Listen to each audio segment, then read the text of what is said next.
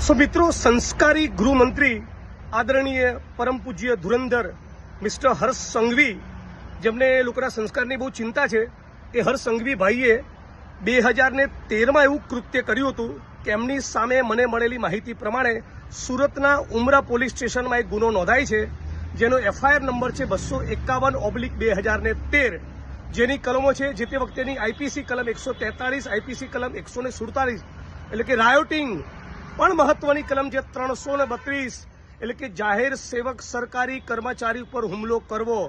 જી હા, ગુજરાતના નાયબ મુખ્યમંત્રી હોમ મિનિસ્ટર હર્ષ સંઘવી ઉપર 2013માં સુરતના ઉમરા પોલીસ સ્ટેશનમાં એફઆઈઆર નંબર 251/2013 દરમિયાન આ કલમ 332 હેઠળ એક સરકારી કર્મચારી પર હુમલો કરવાનો ગુનો નોંધાયેલો.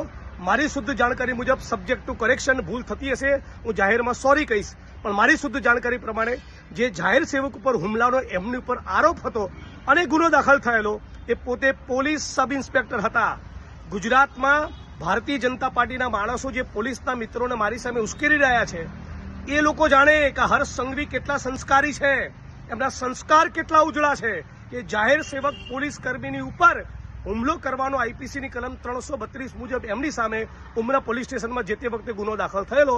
અને પછી આગળ જતા તમે સમજી શકો છો, કલમો નીકળી ગયેલી અને સાદી એકાદી કલમ કદાચ કોઈ બચી હતી. અને બીજા પણ ભારતીય જનતા પાર્ટીના મિત્રોએ પટ્ટા ઉતારી દેવાની વાત એટલા માટે કરી હતી પોલીસના કે એ એમના નજીકના પરિચિત થતા હતા અમુક આરોપીઓને બચાવવાની વાત હતી.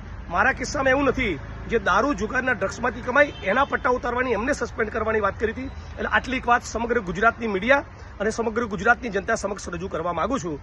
આશા રાખું છું કે આ વિડીયો સંસ્કારી મંત્રીને ખૂબ પસંદ આવશે.